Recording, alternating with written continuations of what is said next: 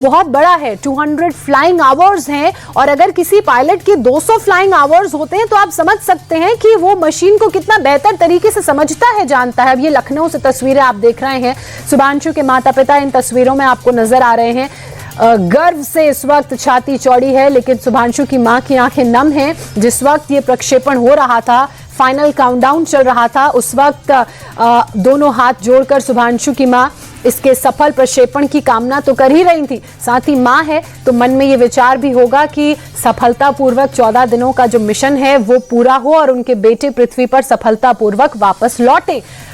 गर्व है लेकिन आंखें नम हैं, क्योंकि बेटा एक ऐसे मिशन पर गया है जो जिस पर आज से पहले कोई भारतीय नहीं गया था। हालांकि राकेश शर्मा ने जरूर स्पेस के वो मिशन पर गए थे, लेकिन वो इंटरनेशनल स्पेस स्टेशन नहीं गए थे। अगर इंटरनेशनल स्पेस स्टेशन के लिहाज से इस मिशन को देखा जाए तो ये पहला ऐसा मिशन है जिसमें भारत की तरफ से शुभांशु शुक्ला अपनी रवानगी कर चुके हैं, अंतरिक्ष की यात्रा पर निकल चुके हैं। सुखोई 30 मेघ जैगुआर की मैं बात कर रही थी। भारतीय वायुसेना में ग्रुप कैप्टन शुभांशु शुक्ला के पास लंबा अनुभव है इन अलग अलग विमानों को उड़ाने का, और हर विमान की अपनी एक अलग टेक्निकलिटी है, अपनी एक खासियत है। और अगर एक पायलट अलग अलग विमानों को उड़ाने में सक्षम है तो इसका मतलब वो इन मशीनों को, इन तकनीकों को, टेक्नोलॉजी को बहुत बेहतर ढंग से समझता है और वो इन्हें उड़ाना जानता है।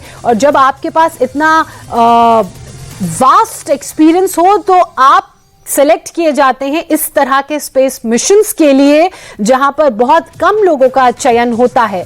शुभांशु के पास लंबा चौड़ा उड़ान का अनुभव है और उनका यही अनुभव अब अंतरिक्ष में भी काम आएगा, और उनका अंतरिक्ष का जो अनुभव वो लेंगे वो मिशन गगनयान में काम आएगा। नासा का एक्सोम 4 मिशन है। हालांकि ये किसी तरह का सरकारी मिशन नहीं है, ये प्राइवेट मिशन है और इसकी लॉन्चिंग के साथ ही अब इंतजार ये कि सफलतापूर्वक चरणबद्ध तरीके से जो अलग अलग स्टेजेस हैं, अलग अलग प्रोसेसेस हैं, उनसे ये सभी थ्रू हो और अपने उस गंतव्य तक पहुंचे जहां से फिर इस मिशन के अगले पड़ाव की शुरुआत होगी, यानी कि इंटरनेशनल स्पेस स्टेशन। एक बारी 28 घंटे का सफर पूरा करके ये सभी एस्ट्रोनॉट्स इंटरनेशनल स्पेस स्टेशन पहुंच जाएंगे, तो उसके बाद वो एक्सपेरिमेंट्स इनकी तरफ से किए जाएंगे जो दर्शाएंगे कि कैसे अंतरिक्ष में भविष्य बदलेगा, कैसे अंतरिक्ष में भारत की शक्ति बढ़ेगी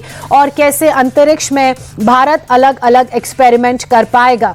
कई तरह के एक्सपेरिमेंट हैं जीरो ग्रेविटी में, क्योंकि ये सारे एक्सपेरिमेंट्स होने हैं इसलिए बहुत ही इंपॉर्टेंट ये एक्सपेरिमेंट्स हैं, जिनमें एल्गी, माइक्रो एल्गी एक्सपेरिमेंट्स के अलावा कुछ बीज शुभांशु शुक्ला अपने साथ लेकर गए हैं जिन्हें वहां पर बोया जाएगा और उसके बाद उनकी ग्रोथ के हिसाब से ये एनालाइज किया जाएगा कि जो एक्सपेरिमेंट्स भारत या अन्य देश अंतरिक्ष में करना चाहते हैं उसके लिए कितना माकूल वहां परिस्थितियां हैं और किस तरह के और बदलावों की जरूरत है।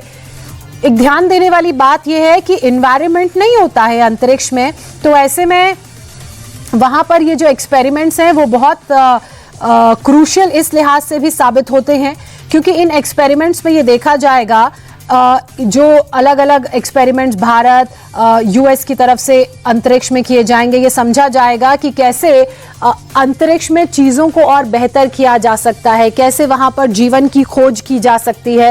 हालांकि चांद में पानी की खोज को लेकर कई ऐसे मिशंस लॉन्च हुए हैं जिसमें भारत की तरफ से भी कई मिशंस लॉन्च किए गए हैं। तो अब इन एक्सपेरिमेंट्स के जरिए ही अंतरिक्ष में भविष्य को किस दृष्टि से देखा जाए और कैसे रास्ते वहां के लिए बेहतर बनाए जाएं कि ज्यादा से ज्यादा जो यात्री हैं वो अंतरिक्ष में जा सकें।